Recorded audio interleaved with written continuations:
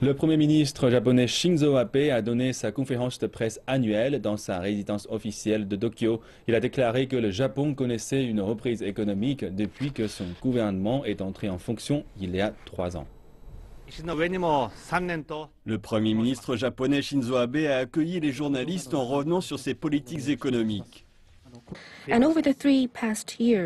Ces 3 dernières années, nous avons été capables de créer 1,1 million d'emplois et nous avons vu la plus forte hausse des salaires depuis 17 ans.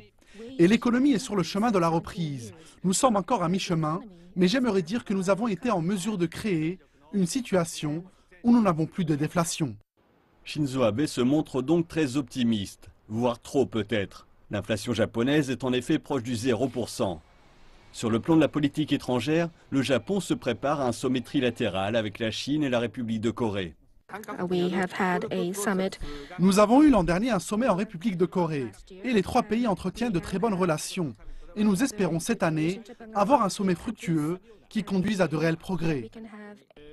Shinzo Abe a déclaré lundi ne pas prévoir d'appeler à des élections anticipées en prévision des élections de la Chambre haute cet été.